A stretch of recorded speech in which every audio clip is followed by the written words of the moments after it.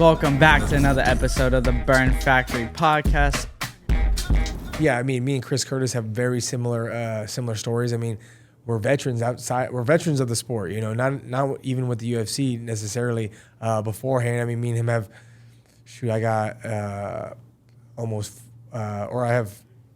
I'm one shy away from 40 pro fights. And, you know, Chris Curtis is hovering around the same area as well. And just been around the block, and I feel like we paid our dues for so long and just have been told no for so long that finally when we got there, it was, it was kind of a weight off our shoulders. But, I was talking to him today about it as well. Is like, when you finally get there, you feel like a relief, but like this is when you really want to feel that hunger. Like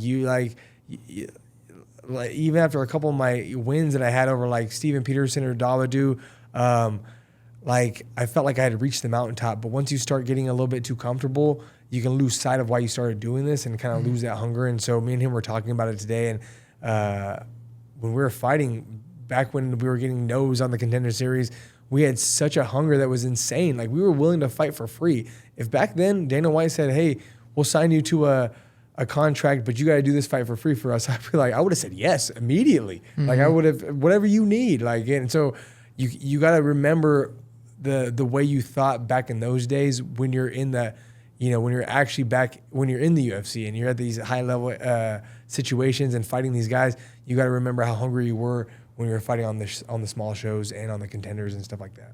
We had Jason House on our podcast back in April, and he actually talked about it. After the Dana White Contender Series, whenever you got the knockout and COVID happened, you would actually make weight every Friday and just waiting to get into the UFC, and finally you got your shot. Yeah. And what was that like?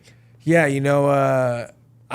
just like I said, it's about who you know a little bit as well. And I'm lucky that I have a guy like Jason House that's really backing me and has really taken a liking to me as well. And so during that whole the whole COVID situation, so mind you, I already had two stints in the UFC, been cut. I was 1-4 in the UFC, and never thought I was going to be back in there. And Jason, reassured me like, no, we'll do it, man. We'll get you a couple fights out of the UFC, and then we'll get you back in.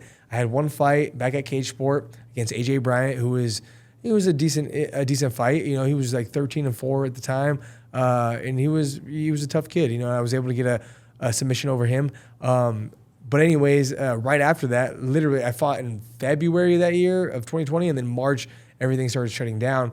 And so that was kind of lucky for me because what was happening was fighters couldn't, make it because of COVID, a lot of restrictions in like Canada and international restrictions for these other fighters. And so it seemed like every single week there was like 3 or 4 or 5 guys falling off these cards because of COVID issues. And so Jason said, just stay ready, stay in shape, and there's going to be a short notice call, I'm telling you. And he actually told the whole gym under Casey Halstead at 10 Planet, all your guys stay ready. There's going to be short notice replacements that they're going to need. And if you guys are ready, you guys can make weight. You guys live in Vegas and your medicals are done.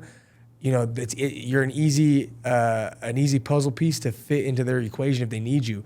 And especially me, because I had already been in the UFC, and it got my medicals done. So I was riding my bike every day. We were training only one time a day, kind of backdoor training where we weren't supposed to be training necessarily, but we were going to gyms, we were going to people's garages and stuff. And I was riding my bike like 50 miles like every day in the heat. Like it was in the summertime too.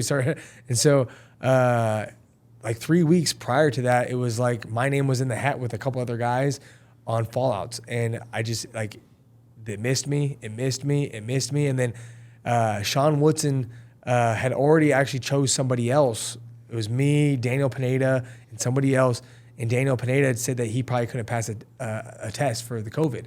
So I was like I wasn't the runner-up. I was the third guy. I wasn't the backup. I was the third guy. So I got so lucky because the next weekend they were going to Abu Dhabi, and so short notice replacements were going to happen during that whole period of time. So it was the last week they were here in Las Vegas before they went to Abu Dhabi, and I was like, they're probably not going to choose me.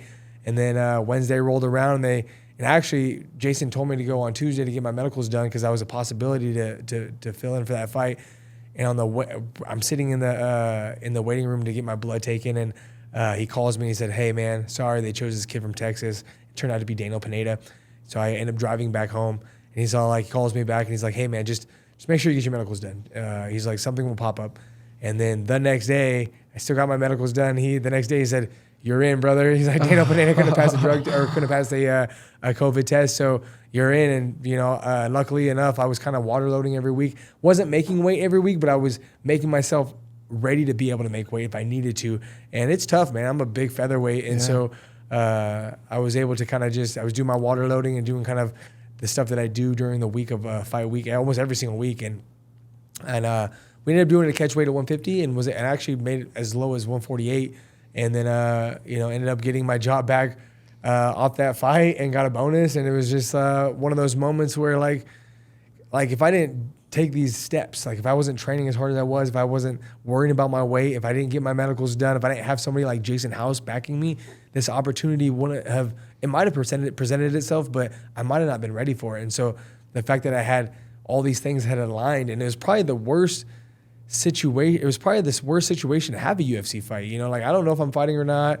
My weight's kind of maybe going to be there or not. And then the training was kind of hit or miss because we didn't COVID. We didn't know what was going on. It was like almost like a summer party for adults at the time. So we were more worried about how we're going to pay our bills because we didn't. My wife was kind of getting laid off, and so I wasn't necessarily worried about getting a fight. I didn't think I was going to have an opportunity to get a fight. And so having someone like Jason House in my ear telling me, "Stay ready, it'll happen," that's really what kind of drove me to just work my ass off and stay ready for that fight.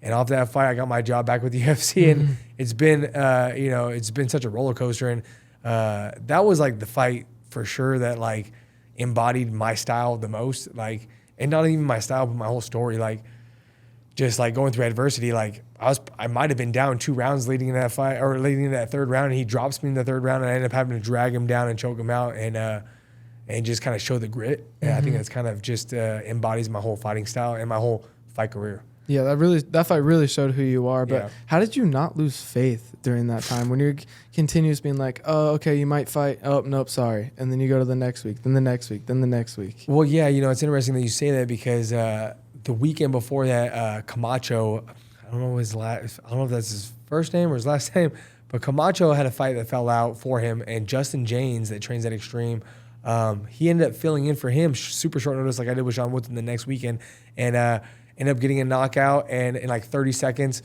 and got a bonus.